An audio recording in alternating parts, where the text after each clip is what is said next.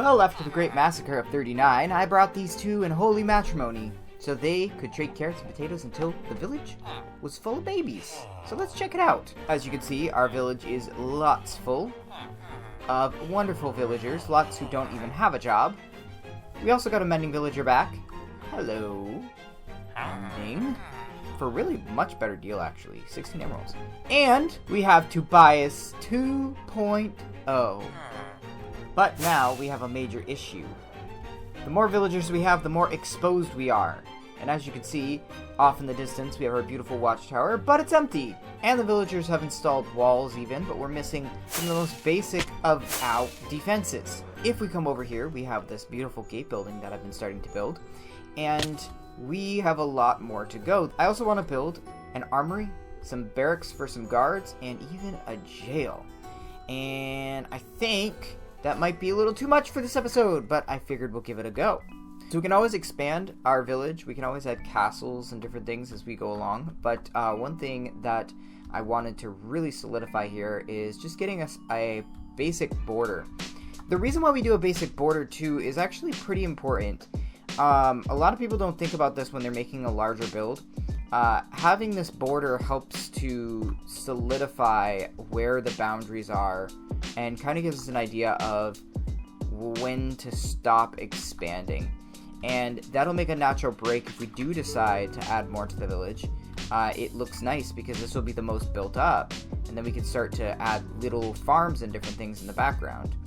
I've been trying to not do the little wood on the as a frame, but I do think that the wood on the frame to pull the depth out a little bit actually works really well. And what I've decided to do here on this particular one is have it come out by the one and then sort of frame in these windows. Now, this is supposed to be sort of a strategic building. It's not just a gatehouse to keep out, invaders, but it's also meant to be some place that will keep out small invaders, people that would normally be able to just walk in the city and maybe steal something and run away. So it needs to be big, but it also needs to constrain that entrance.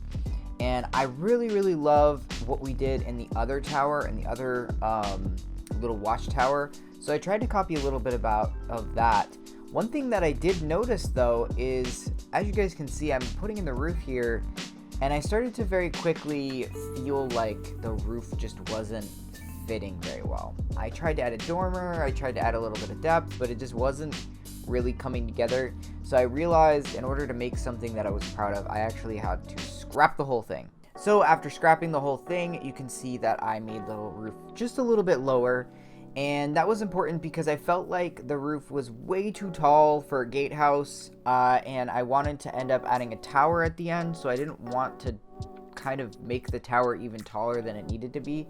It doesn't need to be a tall tower, it just needs to be a tower to be able to look out and see what's coming. I'm trying to put the bricks with the bricks and the regular stone with the stone and the andesite with the andesite in patches rather than kind of just scattered all over the place, just to make a little bit of a story. Then it was time to start adding in these little extra details. You guys know me, how I feel about my spruce shutters.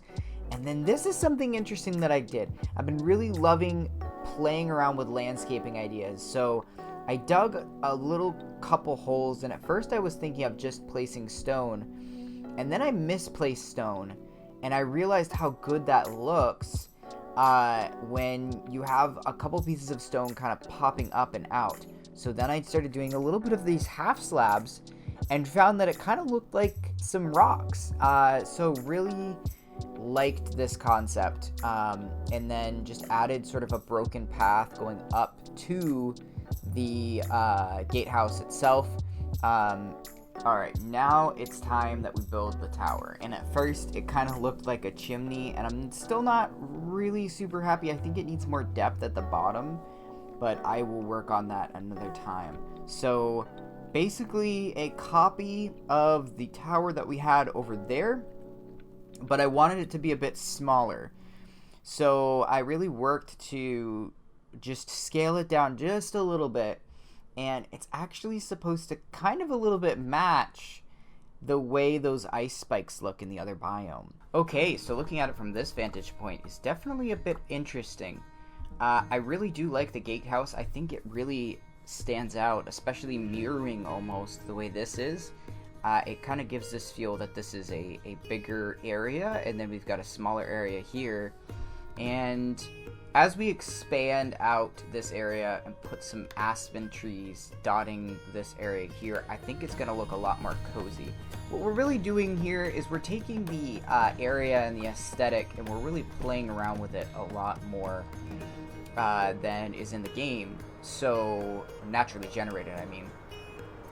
So as we come around here, I wanted to take a look up here. I think one of the problems with this is that it's a bit empty because we don't have enough buildings. Okay, definitely gonna need some more buildings, but I love the way this looks from this side.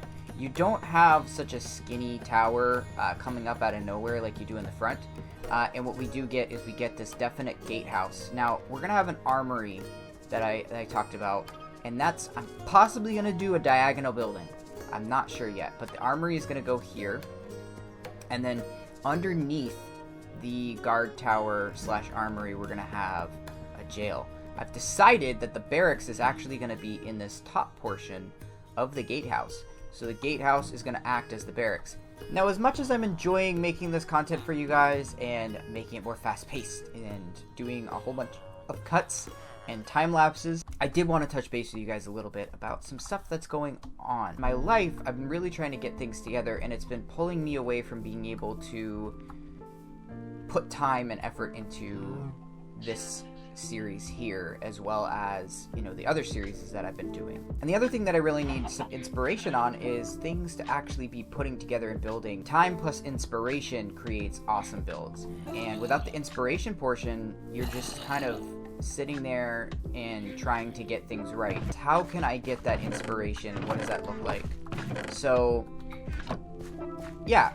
We're going to move forward. We're going to make some great content and great stuff, but I wanted to touch base with a lot of you guys that have been with me for a while, because I think I'm about ready to start hitting some peak performance here with inspiration and builds, and I really can't wait to get some stuff done, but I need to collect that inspiration and mix it with that time, and then we'll be in a really nice place. So thank you guys for being patient as I go through this bit of transition period in Toby is where it's been happening. In the meantime, if you want to see how I put together this watchtower behind me, check out the video on screen now. And until next time, guys, happy mining and crafting.